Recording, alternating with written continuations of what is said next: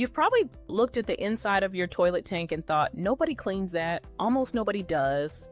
But that tank is where your limescale problem actually starts. And every hack you've tried on the bowl is working around the real issue. There's a trick that costs almost nothing and fixes it at the source. The last item on this list is the reason those viral soap dish videos blew up. Except nobody ever explained why it works. Here's the thing about limescale. Most people treat it like dirt, something that sits on a surface and can be scrubbed away. It isn't. Limescale is calcium carbonate, a mineral compound that precipitates out of hard water and chemically bonds to whatever surface it lands on. That's why scrubbing moves it around but doesn't remove it. That's why most bathroom sprays leave you working twice as hard for half the result. You're not doing it wrong. You're using tools designed for a different problem. The only thing that reliably breaks the bond between calcium carbonate and a surface is acid, specifically something that donates hydrogen ions to dissolve the mineral structure on contact. White vinegar does this. Its acetic acid content sits at around 5%, which is enough to break calcium bonds without damaging most household surfaces. And when you combine it with aluminum foil, something else happens that almost nobody talks about. The foil acts as a sacrificial surface. It attracts the limescale away from your fixtures and draws it onto itself through a mild galvanic reaction between the aluminum and the mineral ions in the water. That's the mechanism behind every single item on this list. Once you understand it, everything here will make immediate sense. Now here's what nobody tells you, and this is where we start because getting this right changes everything downstream. Your toilet tank. You've spent time cleaning the bowl, the seat, the rim, the outside of the tank. The inside of the tank has probably never been touched. Open the lid right now and look. If you have hard water, what you'll see is a brownish orange mineral crust coating the bottom and sides. Iron and calcium deposit that's been building since the tank was first filled. Every single flush pulls water through that mineral layer, picks up sediment, and deposits it directly into the bowl. The staining you're fighting in the bowl is being replenished with every flush. Cleaning the bowl without cleaning the tank is like mopping the floor without fixing the leak above it. You can clean the bowl every single day and it will never stay clean because the source is still running. Here's what you do. Turn off the water supply valve at the base of the toilet, the small valve on the pipe behind or beside the pan. Flush to empty the tank. Pour in 1 cup of white vinegar. Take a piece of aluminum foil, scrunch it into a loose ball about the size of your fist, and drop it in. Leave it for 30 minutes. The acetic acid begins dissolving the calcium bonds on contact. The aluminum draws mineral ions toward it, accelerating the release from the porcelain. After 30 minutes, use a toilet brush to scrub the interior walls. You'll need almost no pressure at all. Then turn the water back on and flush twice. The improvement on your first session will be immediate and visible. Do this once a month and the tank stays clear, which means the bowl needs less cleaning, less often, with less product. You're not fighting the symptom anymore. You're stopping it from forming. Speaking of things that hard water quietly destroys without you quite noticing until it's obvious, your shower glass and chrome fixtures. You've probably tried every spray on the shelf, the foamy ones, the ones that claim to repel water, the ones you have to leave on for 10 minutes before wiping.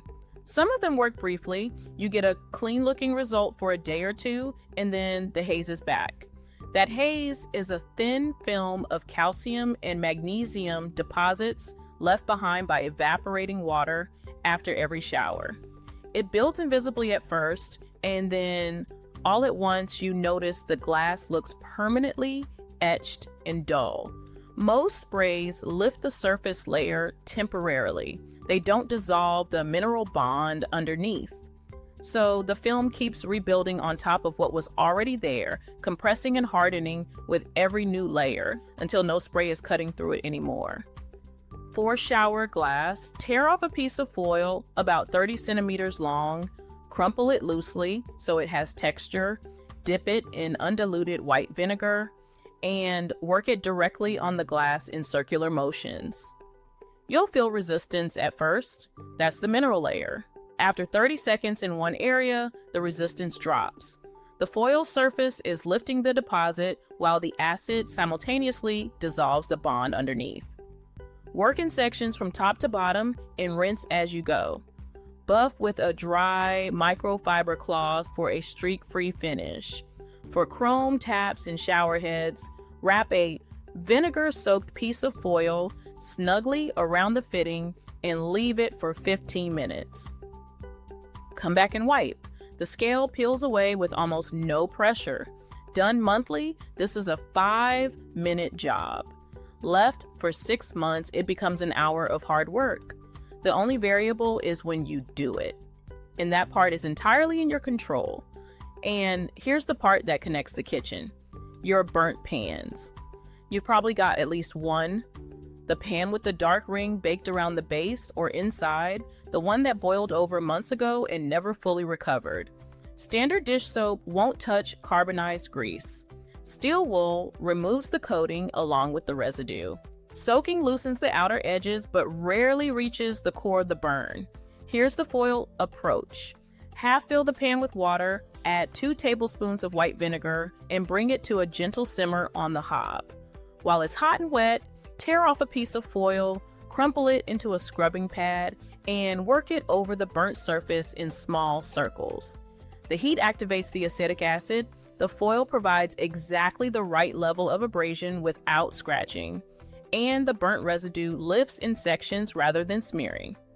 For stubborn carbonization on the outside base of the pan, make a paste of equal parts white vinegar and bicarbonate of soda, apply it to the burnt area, leave it for 10 minutes, then scrub with a fresh foil ball.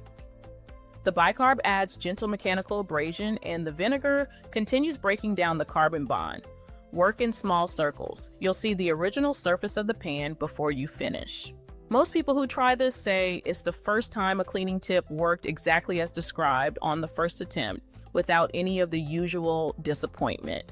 Stay with me because this is the reason those videos got millions of views and the part nobody properly explained.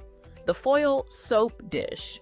You've probably seen the viral videos. Someone puts a scrunched ball of tinfoil in their soap dish and claims it keeps the whole area cleaner. People tested it, confirmed it worked, but couldn't explain why. And when you can't explain why something works, you eventually stop trusting it or stop bothering. Here's the actual mechanism. A scrunched ball of aluminum foil in your soap dish does 2 distinct things simultaneously.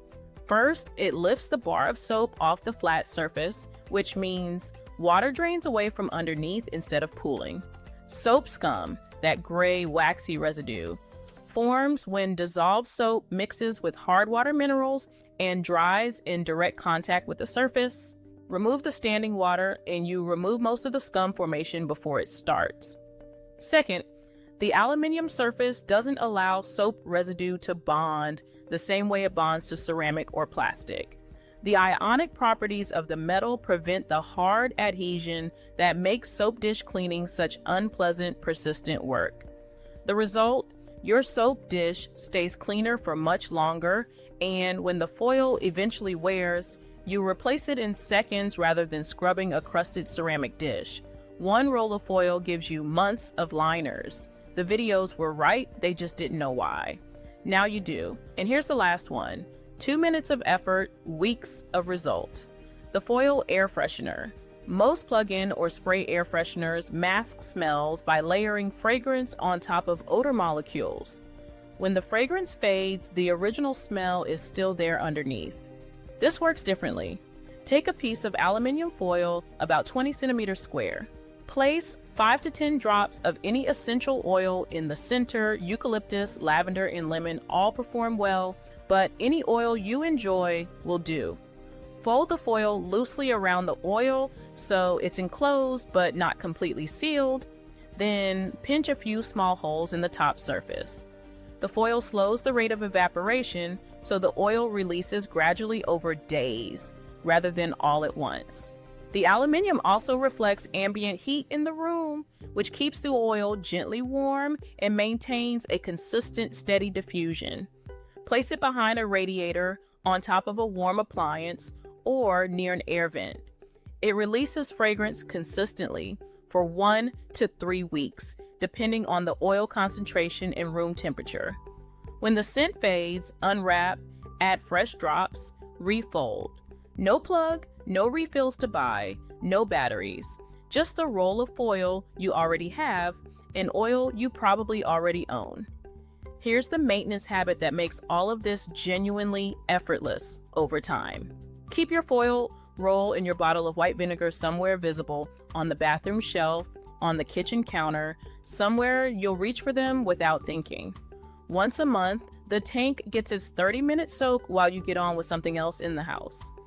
The shower glass gets a 5-minute foil and vinegar pass at the end of the week.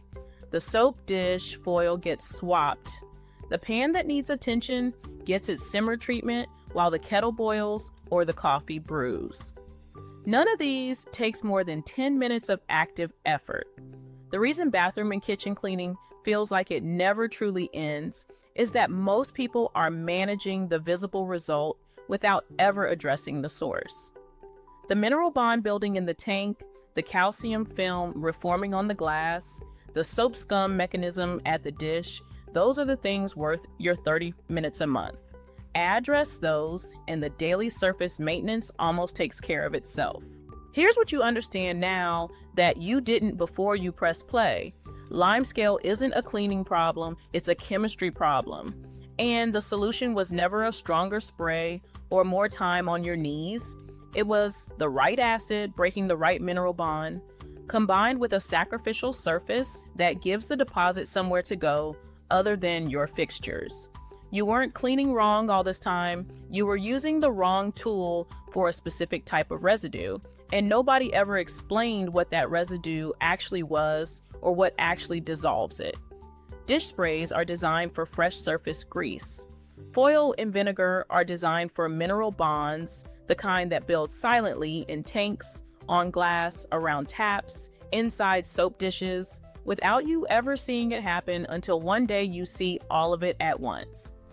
When the tool finally matches the actual problem, the effort almost disappears.